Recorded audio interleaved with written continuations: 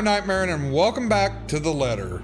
So Ashton's about to do something really stupid, and we're gonna find out where that goes.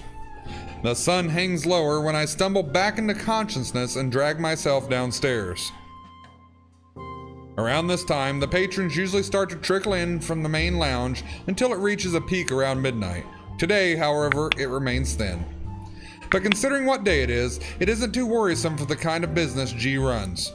He was always complained about the lack of a decent crowd on a weak start, although he doesn't really begrudge his customers for it. No one wants to start the week with a bad case of the hangover, after all, even him. Which makes the concerned look he gives me come off a bit too cold. Or a bit too odd, I think. With the kind of danger we're in, this swiftly puts me on the edge, even before sleep completely fades from my mind. Something wrong, G? G hums, but there's an undertone of annoyance in it despite his usual and casual movements. I think that was supposed to be casual and open movements. And only after he finishes wiping a tumbler and carefully settles it face down on the table does he give me an answer. The way he stares back at me honestly makes me squirm. It feels like I'm being stared down by my primary school teacher for sleeping in class again. Nothing much. Monday's still a slow day for this place. But you might want to check on your friends, kid. Looks like one of them woke up on the wrong side of the bed while you were out. Another question forms in my head along with a small, confused frown. Though before a single syllable slips past my mouth, Rebecca's irate voice rings out from the small part of the lounge. From the sound of it, it appears woke up on the wrong side of the bed is a complete understatement. Alone? You know we can't just go in there. But we don't have any other choice, Becca. There's really no other way. We have to go there. If you'll just... Isabella, no. That doesn't sound too comforting. Once Rebecca assumes that kind of tone in an argument with Isabella, it usually ends with one of them walking out or both giving the other the silent treatment. It lasts for about a week, or most of it, if it's really bad, which really, it isn't what we need right now. I've hoped the bad blood from this morning will simply blow over after all of us has gotten a decent rest. I should have expected things won't be the same with this as with Zach and I. Turns out sleep isn't just what some of us need. Even G appears to understand it. In spite of all of his efforts to look unconcerned as possible, there's a tense set on his shoulders. A nervous edge lingers in his eyes, as it occasionally flickers over where Rebecca and Isabella's voices are coming from. He doesn't want to deal with this, especially with the start of another busy week. Neither do I. Things have worked out well between them before without Zach or I meddling. But the imploring gaze G directs at me leaves me with no other choice. It almost feels like he's guilting me into doing something about it. I hate that it's not working. You know how I run this pub, kid. No fist fights, no cat fights, only good booze, bad puns, and off-key singing. Go fix it before it blows up in your faces. I'd hate to throw two girls out of this place over a petty argument. It's probably not as petty if Rebecca's already shouting like that. But I give him a nod nevertheless. Sorry about this, G. He hums something under his breath for an answer and waves me off, turning away and returning to his work without another word. Even with the lack of a sizable crowd, he likes to keep busy. We're the same in that regard.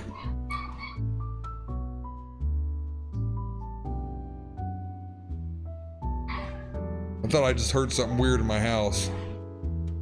It's the Grudge lady. Can't remain still, always have to stay moving, doing something, thinking, whatever keeps the brain at work. I leave him to it shortly after. Rebecca's voice rings out once again, followed by Isabella's. But part of me wants to thank them for all the trouble he has taken for the people he barely even knows. Once this is over, I should probably find some way. In the meantime, I have this immediate problem to fix. Gotta get this before it turns into a shitstorm both of them will regret. And I know both of them will. For all of Isabella's complaints about Rebecca's bossy attitude, or how annoying Rebecca sometimes finds the other childlike demeanor, it's a friendship they both cherish in their own way. Rebecca's already on her feet when I spot them on almost a deserted area of the pub. I'm willing to bet my entire life savings that people are staying away only because of the brewing storm. Rebecca can have quite the mood when she's crossed. I can't speak for Isabella. I rarely ever see her seething, but from what I've heard, it can be very unpleasant. The way she's glaring up at the redhead from her seat, regardless of how much the other woman towers over her right now, already says everything. Empty plates have already been neatly piled in the corner of the table they occupy, and a conversation that turns sour sometimes after a late lunch then. Good thing that I've already done and nothing's left to be spilled. Oof. Because oh shit. Damn it. Because in the next moment, before I can approach and intervene, Rebecca slams her palm on the table. It sends the silverware clinking sharply against the surface. Isabella flinches momentarily, we both do. Then she shows no indication of surrendering in the face of Rebecca's temper. Everything escalates from there. You've already gotten us in enough trouble because of this let a ghost everything. You're blaming me again? And you can't expect everyone to fix your mess. You keep on putting the blame on me, but you're the one who didn't listen. All of you! If you just listened in the first place, maybe this wouldn't have happened. But you're too busy acting like you know what's best for everyone, when in fact you're the one who's being selfish. Oof. I'm the one who's selfish. Yet you're still going to do what you want anyway, even if the people around you are already beside themselves with worry. This is how you've always acted since we met, and I'm tired of it. Wow. Sometimes I wish you never even came here, because all you've given us is a headache. Oof. You know why I had to come here. My dad. Your dad has nothing to do with this. It has always been you and your whiny, careless self that has always been the problem. Uh-oh. Maybe I should have stepped in earlier. Maybe I should have said something the moment Rebecca had slammed the flat of her hand on the table, or the second I've entered the area. Either way, it's too late to act. Harsh words have already been hurled between the two. Words more cutting than any blade, each and every one of it digging a wound too deep in the person they've been aimed at. For a long time, Isabella sits there in silence while Rebecca stands unmoving, arms crossed and breathing heavy. Despite the lack of words between them, they're both vibrating with anger, refusing to meet the other's eye. Ever so slowly, the atmosphere in the room turns thick and smothering. A strained air no one in the immediate vicinity, including me, dares to break until the ones at its center does so. Rebecca definitely won't, and some point in our friendship she has grown to become a woman firm with her opinions. She's never going to back down from this, not when she knows she has a point. Isabella, on the other hand, there has always been a certain stubbornness in her. As frustrating as it is to see sometimes, it's what's gotten her through her life's hardships. Perhaps even the only thing that has. When you have nothing else, people tend to cling on to what they have within themselves instead. But she also knows when to withdraw, when a struggle turns useless, a kind of awareness almost second nature to her. When enough is enough, Isabella abruptly stands and marches towards the exit, in fast, rigid steps, away from the hurt and painful words that they've let fly earlier. She bumps into me in her haste, the impact nearly knocking her off her feet. Instinct kinks in the last moment, and I reach out for her, grabbing her arm in a steadying grip. Surprise flits across her face, and an expression mirrored by Rebecca behind her. Neither of them have noticed me. However, that doesn't mean I won't have things to say about this. I think we're going to take Isabella's side because I think Rebecca's blaming Isabella for everything is just not right. So that is my story and I'm sticking to it. Okay. Rather than answer, and once her shock subsides, she merely averts her gaze hastily and wipes her tears off her cheeks, like she's only noticed them in that moment. Then without another word or even meeting my eyes again, she gently brushes away my hand and runs off, leaving an awkward hush in her wake. Rebecca soon slumps on the chair Isabella has left, gingerly reaching up to press the bridge of her nose and breathing out a ragged exhale. Arguments like this have always drained both her patience and energy, usually more than her rowdy students do, despite being no stranger to it. It's no excuse for her to say those things, though my disapproval must be clear enough on my face. When she finally glances back at me, her exhaustion immediately shifts back to annoyance, her mouth curving down into a tight frown. I cross my arms in response, waiting for a reaction, verging on instinctive in the face of her irritation. Regardless of my opinions about this, I don't say anything yet. Not until she's the one willing to talk. Another minute passes while we stare each other down, but eventually she breathes out once again and relaxes her rigid posture. What do you want, Ash? If you have something to say, just tell me, or I'm going back upstairs. Did you really have to say it like that? Well, how do you want me to answer her? Do you want me to just let her go there and do what she wants?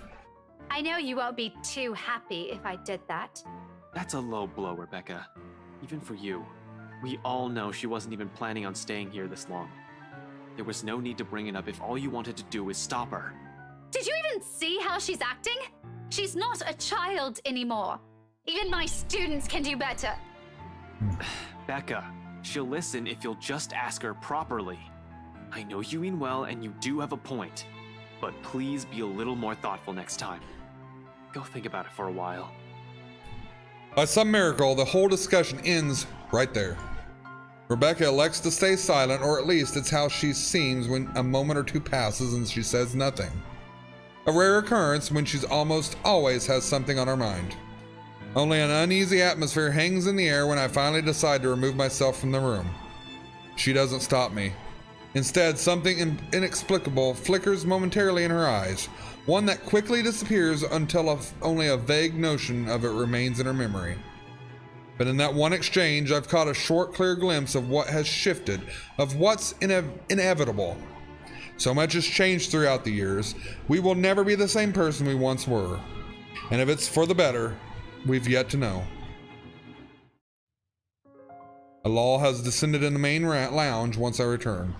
G's nowhere to be seen, people to continue to trickle out instead of in, and by the time I get back, there are only 2 tables remaining occupied. Soon these people, too, will be gone, and the whole place will be devoid of anyone. Frankly, its current state already lends the place an entirely different vibe. Along with the soothing strum of strings and the steady beat of drums playing overhead, there's a calming sense to this. A far cry from the times I've been here before, and perhaps it's for this reason why Isabella has chosen this place to retreat. She sits quietly on the furthest corner of the room in one of the tables sat right beside the windows.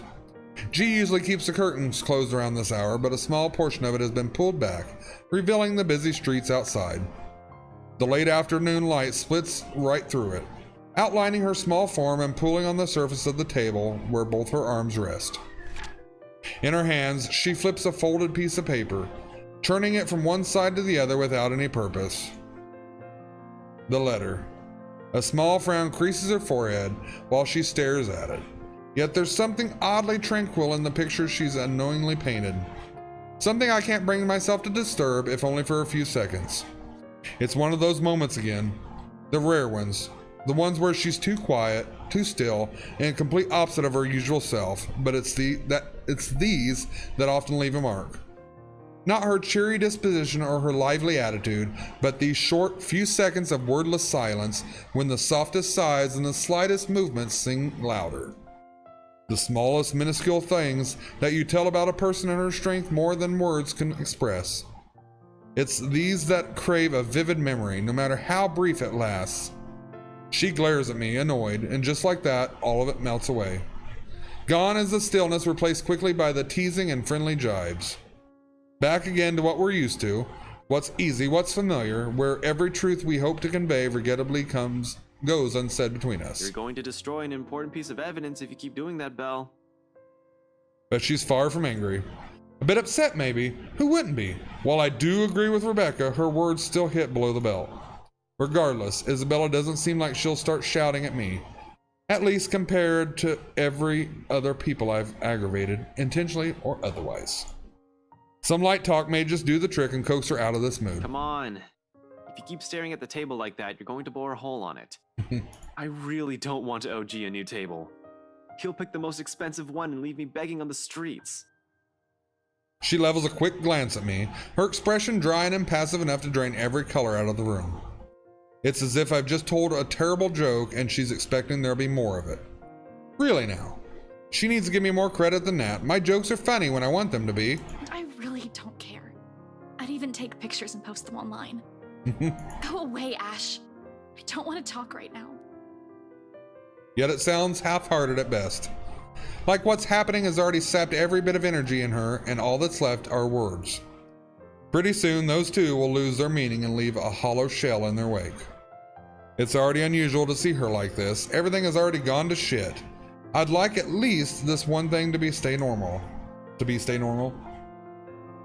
So somehow we manage. We continue for the better half of an hour, talking, joking with her short, feeble responses and banter that never goes anywhere. But it's enough. In the grand scheme of things, amidst the chaos and death shadowing over us, it's these little inconsequential moments that matter. It's her smile, her laughter, when it finally rings, easy and free of her burdens. Okay, I have another one. I don't want to hear it, Ashton. Go away. No, really, listen. I know someone who talks like an owl. Will you leave me alone if I bite and ask who? A pause. And then she frowns as realization slowly dawns on her. Confusion flashes fleetingly across her face before eventually settling on a grimace. Oh. Suddenly, she hugs her arms closer to herself and looks away, perhaps in her best attempt to stay angry. To no avail. In a matter of seconds, her shoulders shake with laughter she's trying to contain. You're awful and I really hate you. Just leave. It's contagious, her mirth. Soon I'm joining her in it, briefly forgetting every problem that has piled up and continues to weigh us down. Laughing without reservation or care until only a familiar warmth lingers once both our amusement ebbs away. Somehow with her, these things have always came easy. Feeling better? A little. You're still lame. But you're laughing right now. Only because your humor is terrible. Right. Keep telling yourself that. I know it's funny. And you know what? If you've kept frowning like that, your face might have cracked. That would have been really messy and ugly. If glares can kill, with the one she sends my way, I'd probably be dead by now. Seeing it directed my way, it only takes a few quick seconds for me to realize how she might have also taken my statement. How wrong and rude it might have sounded in her ears, however unintentional it is. I've never been good with words, but that's never an acceptable excuse, is it? Suddenly, taking the brunt of her anger seems less complicated than correcting or explaining myself. Nevertheless, I try. What? Crap. Damn it, that was so not what I meant. I was just saying you look better when you're smiling. Her glare doesn't even wane. In fact, I think it intensified like the brewing storm. In the face of it, under the sharpness of her stare and her annoyance, I do what any person with a good sense of self-preservation does. Keep my mouth shut and shift my attention elsewhere. The crowd outside looks very interesting today. Maybe I should... Thanks, Ash. She utters all of it in a voice too small, too quiet, but when I turn to her, only those words, her gratitude, resonate throughout the whole room. Not the soft clinking of silverware somewhere, nor the last strains of music fading into the silence above us. Instead, it's the meaning behind her gaze as she holds mine that lingers. Steady, unflinching, and open in the same way she looked at me all those years ago, with the bright eyes and expression softening into a tender smile. I didn't understand it then, how easy it is for her to wear her heart on her sleeve, how she never shies away from expressing herself, even among people she barely knows. How can she go through everything without losing herself?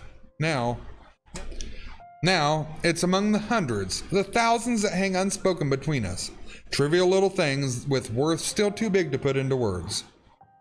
Either because it's too early or because there's never really a proper time. For now, though, this'll do. Until the moment itself dwindles. Until reality pulls us back in, reminding us of the things we've set aside in its favor. Isabella, about what happened with Rebecca earlier. She didn't have to say that. A small frown returns to her face. Although it lacks the same anger from before, the bitterness And stays. you don't have to apologize for her. If she wants to say sorry, she has to do it herself. She has a point, though. Isabella freezes in an instant, and then the pleasant air around us dissipates. She shifts her attention back to her hands again, both clenched so tightly that her knuckles visibly pale. I know. No, Ash. I just thought we'd find something in there. Oh, goodness. That if I go back, we'll get the answers we need.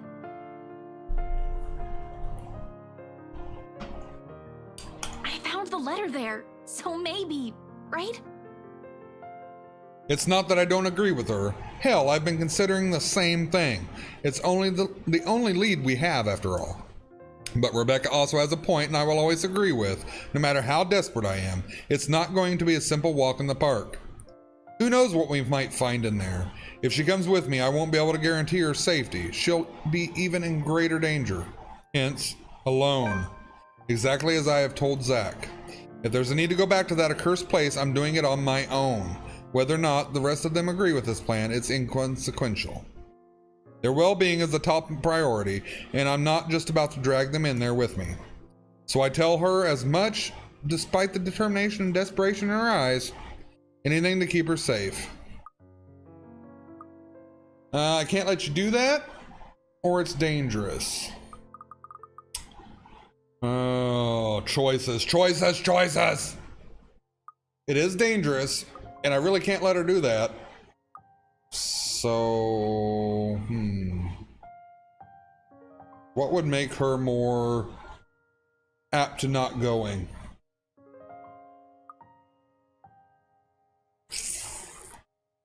I don't know.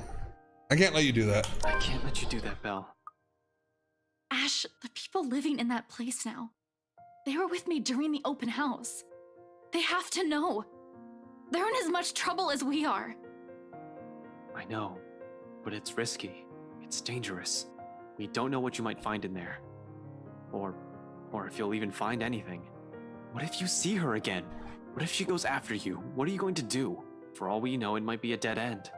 It's not worth it to put yourself in harm's way like that. She offers no response, not even a form of resistance, no further argument like I'd come to expect from her. Uncharacteristic. Just a silence that stretches far too thin, till the air in the whole room grows heavy. In front of her, her hands stay curled up, like she's holding on to everything she wishes to say but can't. I like to think that, yes, to some extent she understands, even if she does not entirely agree with me. The dilemma is clear in her. Otherwise, her scowl wouldn't have had a deeper set to it. Her lips wouldn't be pressed into a thin line, or her hands would no longer be balled into a fist. She would have pushed against that argument if she didn't know, and I know she has no lack of things to say. Instead, she simply offers a nod, an acquiescence. And in a moment of boldness, perhaps insolence, I reach out for her, taking her clenched fists in mine and drawing them closer to me. She sucks in a breath, soft and sharp, but doesn't say anything, merely watching as both her hands cradle hers. Cautious, mindful, as if the most precious thing I've held. Then again, maybe it is. Along with everything I've yet to convey. Stop that. Surprisingly, although the gesture has startled her, she yields, allowing a touch that is far too familiar and more than what I'm willing to give most. You're going to hurt yourself if you keep doing that. Gently, I unfurl her fingers, flattening out each digit against my palms. Her nails have already created small dents on her skin from how tightly she has held it close. A little more than she would have drawn blood. Deep as it is, smoothing a thumb over the tiny marks does nothing.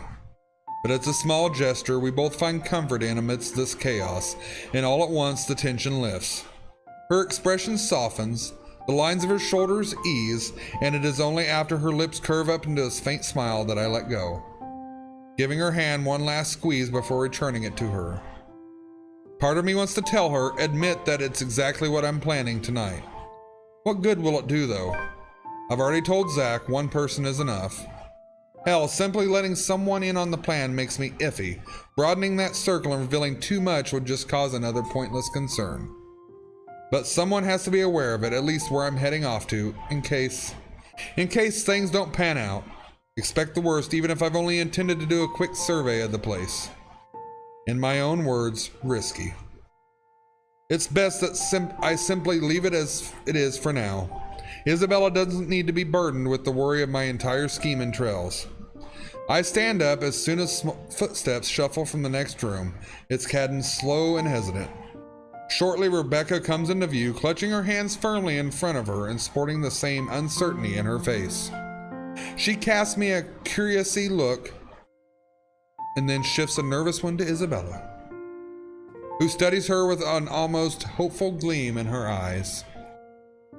Their fights never did last long. Belle, can we talk? Alone? Her interruption could not have come sooner, and I'm all the more glad for it. Whatever kind of friendship I share with the two, this remains something for only the two of them, much like my own with Zach. I'm the outsider. They don't need me here. It's all the reason I need. Muttering an excuse, flashing Isabella a quick knowing smile, I hastily exit out of the main lounge and leave them to mend things on their own. Before Isabella can say what she's been mulling over, before the last imploring glance she directs my way forces me to change my mind, it's another lasting image that firmly etches itself in my memory. One that spurs the conscious, among other things. I just hope I won't regret what I've chosen for myself tonight. Galway Shaw's Monday night crowd, although small and barely occupies a quarter of the whole pub, provides ample cover for anyone who wishes to leave the place unnoticed. Just exactly what I need tonight. With the lively music and chatter, slipping out mostly unseen becomes a piece of cake. Without much trouble, soon enough I find myself standing outside under the chilly Luxembourg night. A gust of wind picks up shortly after I step out, carrying the telltale smell of an impending rain. I'll give it about an hour or two before it starts. From the looks of it, tonight will be another downpour, maybe even stronger than the one we had this morning. Well, come on. On instinct, I hunch further into my jacket, hugging its thick material close to my body while I weave my way through the lines of empty cars in the parking lot. The letter crinkles in my pocket with each step I take, though I pay it no mind as I hurry towards my car. I've nicked it minutes ago from Isabella's belongings on my way out. If this is all connected, I need this damn piece of paper with me. However ridiculous it sounds, I'm quite sure it won't be missed. Either, but I can't waste time here and wait for it to find out, can I? For hours. 4 hours is all I'm giving myself to get this done. 3 if I'm inclined to go by Zruel's Z-Man set, but when have I ever? Regardless of how generous that is, each second's just as important as the next. So I hurry, one footstep over the other, echoing as I make a beeline for my car. But as with every plan, problems crop up at the last second. It's practically a universal rule. And it does, in the form of a lone figure waiting for me next to my car. Rebecca turns just as I near her, the corners of her mouth twitching up in a wry smile. She offers no greeting except a slight tilt of her head. Even as my pace slows and I look at her with all the unvoiced questions in my eyes, she remains wordless, merely throwing her head back and shifting her attention up to the starless sky when I come to stand up beside her. Another gust of wind blows as she breathes out a sigh, weary and thick with something close to resignation. The breeze carries all of it away, while she hugs her arms closer to herself to keep warm, which raises the question why she's out here. The air is already heavy with the promise of rain. With the clouds obscuring the view, there's really nothing left to look at but a dark blanket of nothingness. Still, she stands here as if she's intentionally waiting for everything to fall. That or she's here for some other reason. But before I can voice a single word, express a disapproval of any kind, she raises a hand halting me, sharply cutting off the rest of my question. I'm not here to stop you. Wherever it is you're planning to go off tonight, I won't be able to anyway. You look like you've already made up your mind. Go back inside. It's going to rain soon. It'll probably be even heavier than the downpour we had this morning. You wouldn't want to be caught in it. I will, in a moment. I just want to stay out here a bit for some air, away from the noise inside. Everything's been so chaotic these days. This little break is nice, even if it means standing in the middle of a parking lot, of all places. Getting out of this mess would definitely be better, but hey, you take what you can get, right? It'll be over soon. The confidence in my own words surprises even me. How do I know? Why am I so sure? When in truth, what I'm about to do is a last-ditch effort. If this fails, if I don't find anything, we're back to square one. It's the last lead I have, After this, we have nothing else to go off from. Regardless, it seems to amuse her, and her laughter soon sounds above the murmur of the distant traffic and light draft sweeping around us. How I wish. I'll be content as long as she stops showing up in my mind whenever I close my eyes.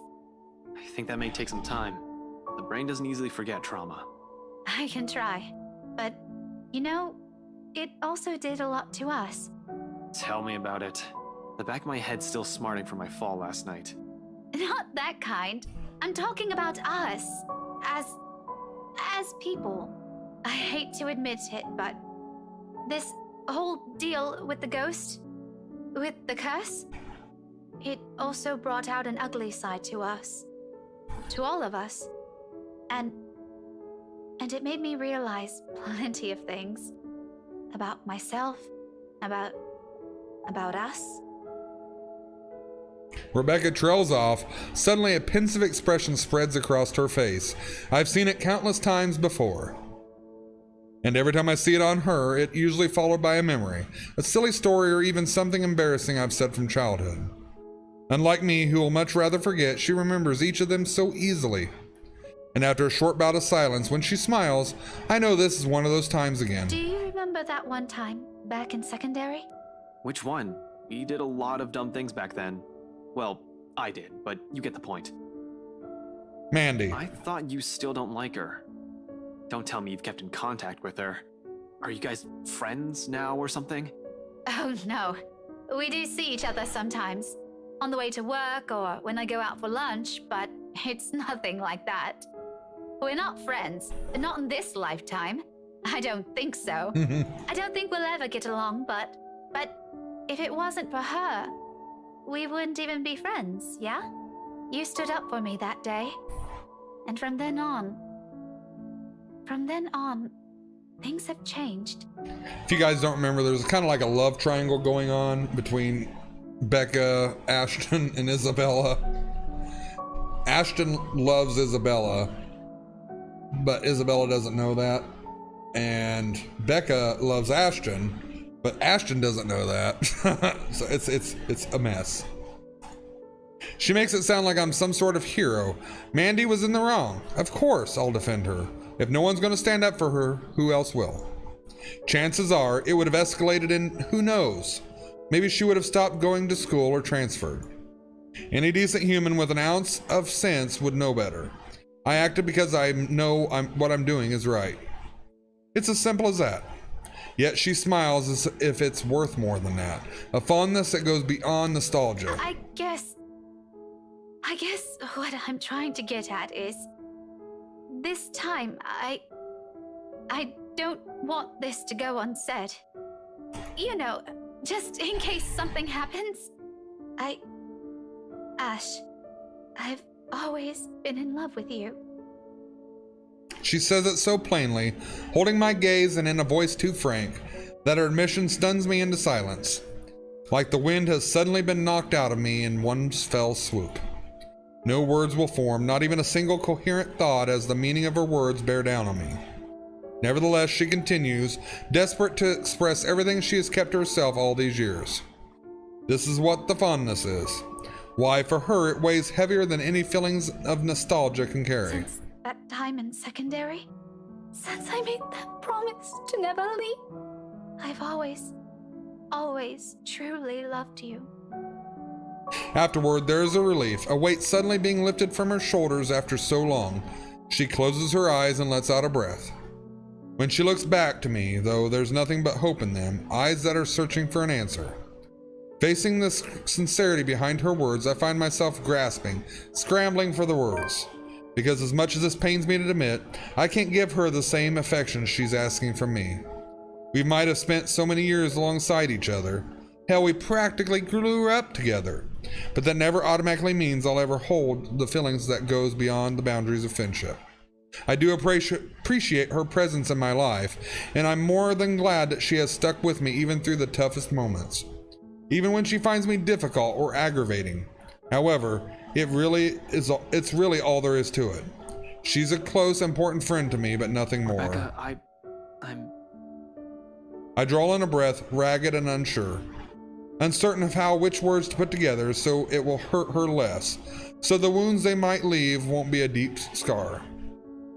Though before I can even string two phrases together, she lifts a hand to my mouth and silences me. A smile on her face, kinder than every single one I've seen from her so far. It's nice to see it on her. It suits her more than the glares or the frowns. But at the same time, it only serves to baffle me. You don't have to answer me. Yeah, but you should... I should... No, I mean, you don't need to. Okay, now I'm really confused. One moment you're saying you've been in love with me since secondary, now you're telling me to shut up? If you want to interpret it like that, all right. No, really. Some explanation would be nice, Becca. Because a lot of things are going on right now, and I'm afraid I can't catch up. Especially with this curveball you just threw. It means what it means, Ashton. You don't need to answer me. I don't really need to hear it anymore. It's not that I don't want to. Believe me, if I were the same person I was before this whole thing happened to us, I'd be elated, excited even. But like I said, I also realized some things. Understood myself more. Ash, I did love you. Ever since we were kids, all those times you defended me from bullies. I don't think that's going to change anytime soon, even after this. But at the end of the day, once you take a closer look at everything, it also turned me into a really selfish person. Wow. When you think about it, maybe the Ashton I loved isn't the one standing in front of me right now. Maybe all this time, I'm still clinging on to that aloof kid I met 17 years ago. I didn't even consider that you have a mind of your own. That one day, it won't just be the two of us. That you'll find someone else and it won't be me. I'm sorry, Becca. I'm not even sure what I'm apologizing for. That I can't return her feelings? Or because I'm somehow holding myself responsible for this. Even if up till now, I've no idea how she felt. Regardless, she continues to smile through all of it. It's not your fault. Don't say that. I'm the one who should apologize. Since I suddenly sprung this up on you when you have other things to do, I just thought I should let you know. So I can finally let this whole thing go. One question though. Are you going to tell her? Tell what to who? I pause, frowning. A brief moment of doubt while I try to figure out what she's talking about all of a sudden. When it finally sinks in, though, my bewilderment hastily gives way to utter embarrassment. Oh, shit. Heat abruptly crawls up my face no matter my efforts to keep it down. In the end, I can only look away from her, afraid of what else she'll see in it. Did you really think no one would notice? Was it that obvious? It was surprisingly easy to tell, but that was probably because I've known you longer than anyone. Fuck, who else knows? I think Zach suspects. Shit.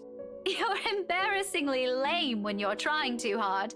It's almost painful to watch. Don't worry. With your terrible way of flirting, and knowing her, I'm quite sure Belle has no idea, even now. Not even a clue. That's sad. Harsh, Rebecca. Really harsh. I could use a vote of confidence, you know. She laughs, loud, the kind that's free of any burden, ringing above the wind slowly picking up as the storm clouds approach. With it, however, the awkward atmosphere lifts at last. There's only the camaraderie that we've shared since meeting in the classroom 17 years ago. I'm serious, though. Tell her. And if you ever make her cry, I'll hit you with every damn history book I have on my shelf. Clear? Noted, ma'am. Anyway, thanks for hearing me out. I won't keep you long. I know you have things to do. Just promise me you'll be careful, all right? She doesn't wait for an answer. Instead, she gives me a push with force only heavy enough to throw me off balance. Caught unawareness by the gesture, for a few moments, I fight for purchase against my car's trunk, bracing my hand on its smooth surface. When I look up, with a string of reprimands ready at the tip of my tongue, Rebecca's already halfway through the parking lot. There's a small skip in her steps while the breeze carries the light tune she's whistling. On a whim, I let its notes be the last thing I commit to memory before slipping inside my car and driving off. It sounds like a new beginning more than anything. Another reason to be optimistic. Okay, we're gonna leave this episode here. And yeah, that was an emotional episode, wasn't it? Almost brought a tear to my eye. I'm just kidding. But I'm glad that's out in the open now. So now we just got to get Ashton to tell Isabella how he really feels about her. And then everything will be so wonderful. All right, guys. So thanks so much for watching. Be nice to one another, and we'll meet in the next video. Leave me a comment if you want to. Bye, guys.